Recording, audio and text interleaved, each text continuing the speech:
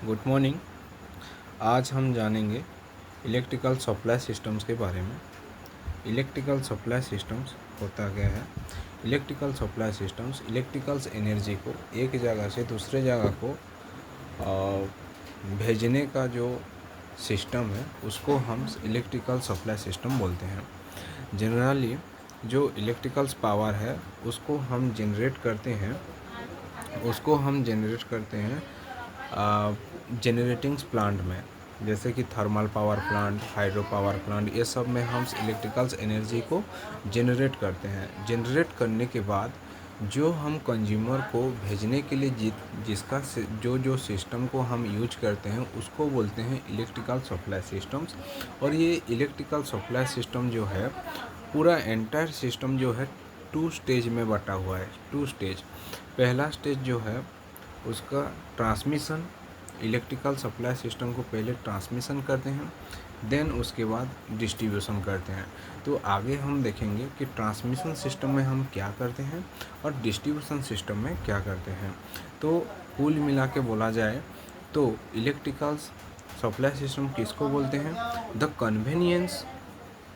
Convenience of electric power from a power stations to the consumer is called electrical supply systems।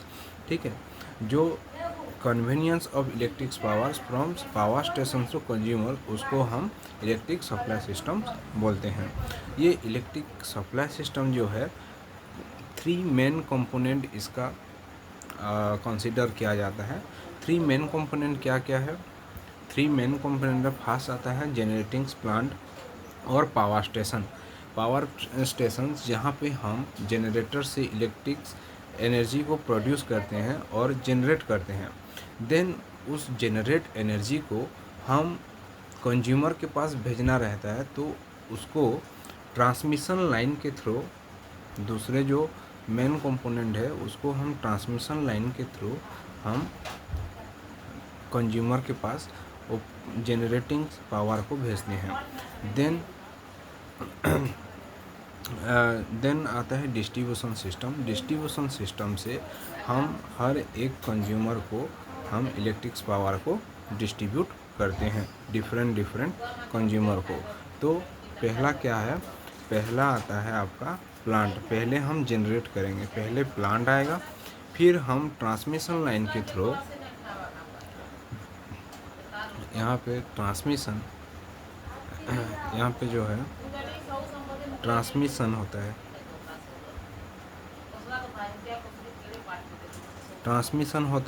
Transmission line के through हम load centre पे भेजते हैं, जहाँ पे बहुत सारा कंज्यूमर का रिक्वायर्ड रहता है कि हमको इतना पावर चाहिए। तो वो लोड सेंटर हो गया। लोड सेंटर के बाद हम डिस्ट्रीब्यूट करते हैं, डिस्ट्रीब्यूशन सिस्टम को हम देते हैं। यहाँ पे डिस्ट्रीब्यूशन सिस्टम से हम पर्सनली जो प्रीमाइसेस है, सबका ऑफिस है, ये सब में हम इलेक्ट्रिक पावर को डिस्ट्रीब्यूट करते हैं। ठीक है, तो जो सप्लाई सिस्टम है वो मेनली 2 टाइप में क्लासीफाइड किया गया है। 2 टाइप में क्या क्या?